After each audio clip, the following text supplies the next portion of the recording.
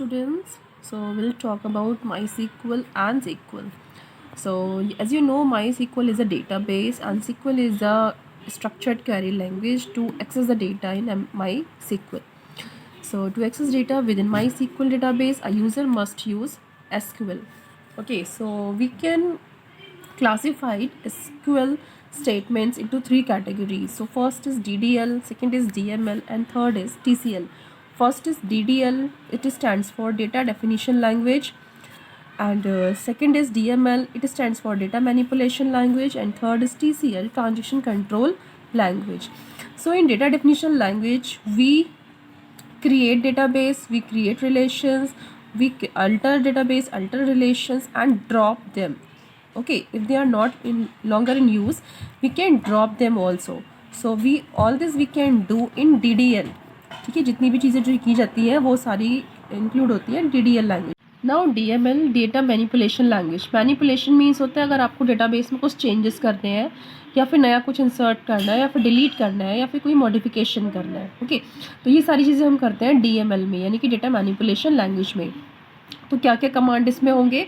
Retrieval means आपका database पहले से कोई बना हुआ है, उसमें हमें कुछ इन्फॉर्मेशन रिट्रीव करनी है, वहाँ से फेच करनी है या वहाँ से सेलेक्ट करनी है. ठीक है, इंसर्ट करनी है, किसी टेबल आपकी बनी हुई है उसमें आपको नई एंट्री इंसर्ट करनी है, कोई पुरानी एंट्री आपको डिलीट करनी है या फिर मॉडिफाई करनी है, उसमें कुछ चेंजेस करने हैं, अपडेशन करने हैं, तो उस टाइम हम यूज़ करते हैं data manipulation language. Now transaction control language. आपको डेटाबेस में ही कोई चेंजेस करना है, पूरे डेटाबेस में ही कोई चेंजेस करना है, then we use TCL, transaction control language. And if we can create save point also, यानी कि आपको कुछ डेटा आपने सेव किया है, उसको आपको बैकअप लेना है या फिर उसका कुछ पॉइंट आपको स्टोर करना है कि उसके बाद जो चेंजेस किए जाएंगे वो एग्जिस्टिंग डेटा में चेंजेस नहीं होंगे. या सेटिंग प्रॉपर्टीज़, उस डेटाबेस पे आपको कुछ प्रॉपर्टीज़ सेट करनी है, उस टाइम पे हम यूज़ करेंगे transaction control language. So these are three categories which are defined in SQL statements. तो जब हम SQL structure query language लिखेंगे तो हमें ये तीनों कमांड्स लिखनी होगी. सी कॉमन MySQL डेटा टाइप्स. अब डेटा टाइप्स क्या होते हैं कि आप जब टेबल बनाते हो उसमें डेटा स्टोर करते हो तो वो डेटा किस टाइप का है, लाइक वो नंबर है या वो कैरेक्टर है, वो किस स्ट्रिंग है, क्या चीज़ है वो, तो उसके हम टाइप को बोलते हैं data type. So data types are means to identify the type of data and associated operation for handling it. A values data type associated a fixed set of properties with the value.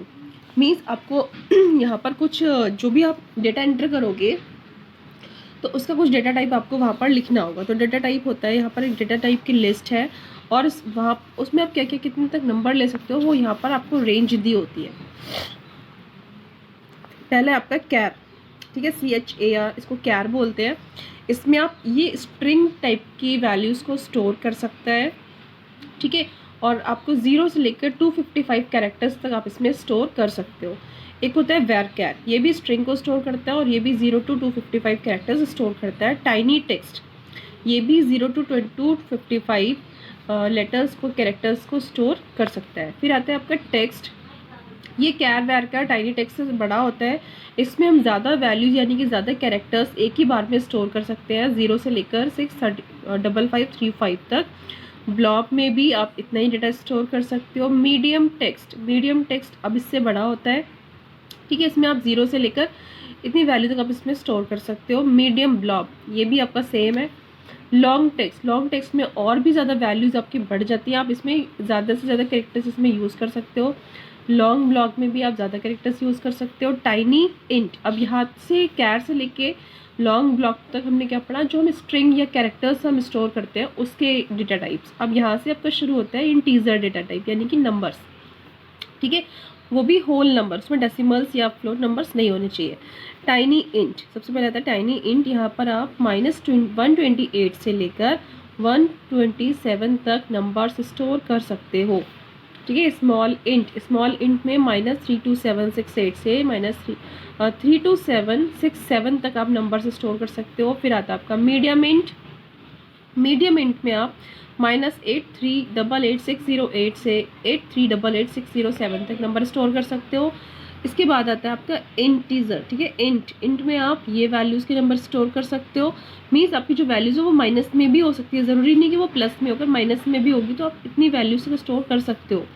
Big int, ठीक है, ये सबसे बड़ा integer है, इसमें आप बहुत सारी वैल्यूज़ को स्टोर कर सकते हो।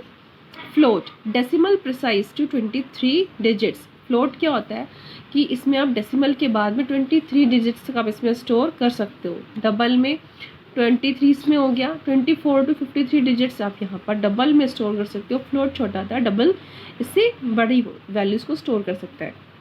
Now decimal, double stored as string, जो भी आपका डबल नंबर होगा वो एज ए स्ट्रिंग स्टोर होगा, वो नंबर स्टोर नहीं होगा, वो एज ए स्ट्रिंग स्टोर होगा इफ़ वी यूज़ डेसिमल, ठीक है। डेट अगर आपको स्टोर करनी है तो आप इस फॉर्मेट में स्टोर करोगे। पहले 4 जो वैल्यूज़ होंगी वो ईयर की होंगी, फिर हाइफन होगा, फिर मंथ होगा, फिर एक हाइफन होगा, फिर डेट होगी, ओके। डेट टाइम, अगर आपको डेट के साथ में टाइम भी आपको स्टोर करना है तब क्या लिखेंगे, पहले year hyphen month hyphen date, फिर hours minutes and seconds. Time stamp को हम ऐसे स्टोर करेंगे विदाउट हाइफन, ओके। नेक्स्ट आता है आपका टाइम आपको स्टोर करना है तो पहले आवर्स, फिर colon, minutes, colons and seconds. Enum, one of the preset option, या कुछ स्पेसिफिक वैल्यूज़ के लिए स्टोर किया जाता है। Set, selection of pre set option, ये भी। बुलियन आता है टाइनी इंट, ये सिर्फ एक ही वैल्यूज़ को स्टोर कर सकता है, क्योंकि बुलियन आपको पता ही है कि या तो ट्रू होगा या तो फॉल्स होगा, तो एक ही वैल्यूज़ को हम स्टोर करते हैं, तो उसके लिए अलग से है टाइनी इंट ओनली 1। नेक्स्ट है आपका difference between char and where, between char and where care. अब आपने देखा था कि कैर में भी हम सेम वैल्यूज स्टोर कर सकते हैं एंड वेर कैर में सेम वैल्यू स्टोर कर सकते हैं, but what is the difference between char and where char? Char, this data type is fix length string, means we can store fixed length string in this data type, like I'm taking here emp name, this is my column name, this is my data type char, and this is 10, means 10 characters I can store in emp name columns, okay. So if I store here Ankit, like Ankit has only 5 characters, okay, but I have fixed the value for emp name by 10 characters, so it will fill 5 characters in this and others 5 characters will be filled by white spaces, means जो हमने emp name नाम का column बनाया था, तो emp name नाम के column ने कैरेक्टर में अपने 10 बाइट्स को सेव कर लिया कि मैं 10 बाइट्स का नेम मेरा हो सकता है, उससे ज़्यादा होगा तो एरर आ जाएगी, उससे कम होगा तो आराम से स्टोर हो सकता है। बट किसी ने जब नेम स्टोर किया तो वहाँ पर सिर्फ 5 कैरेक्टर्स ही स्टोर किए, तो जो बाकी के 5 कैरेक्टर्स हमने रिजर्व कर रखे थे वो क्या हो जाएंगे, वो हमारे वाइट ब्लैंक स्पेसेस से फिल हो जाएंगे। मीन्स जो मेमोरी हमने रिजर्व करके रखी थी अपने कैरेक्टर के लिए, 10 कैरेक्टर्स के लिए, वो वाली मेमोरी फ्री नहीं होगी, ये वाली मेमोरी आपकी वेस्ट हो जाएगी, ठीक है। इतनी मेमोरी तो हमने यूज़ कर ली, बट ये वाली मेमोरी फ्री नहीं होगी, ये वाली वेस्ट हो जाएगी। इसके अपोजिट वेर कैर में क्या होता है कि वेर कैर में इट हैज़ वेरिएबल लेंथ, ठीक है।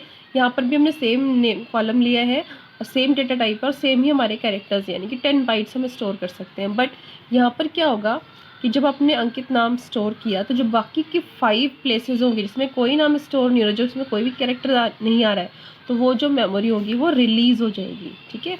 तो हमने इस नाम के लिए सिर्फ इतनी ही मेमोरी यूज़ की है जो कि हमारा वेर कैर देता है, और जबकि अगर हम कैर लेंगे तो ये पूरी मेमोरी हमारी यूज़ होगी, जिसमें से सिर्फ हम 5 कैरेक्टर्स ही यूज़ कर रहे हैं, 5 कैरेक्टर्स का हम कोई यूज़ नहीं कर रहे हैं, फिर भी ये मेमोरी फ्री नहीं होगी और यहाँ पर मेमोरी ये फ्री हो जाएगी। तो इसमें हमारा वेर कैर ज़्यादा बेनिफिशियल होता है, क्योंकि ये एक्स्ट्रा मेमोरी को रिजर्व करके नहीं रखता, जितनी ज़रूरत होती है सिर्फ उतनी यूज़ करता है, बाकी की मेमोरी को ये फ्री कर देता है।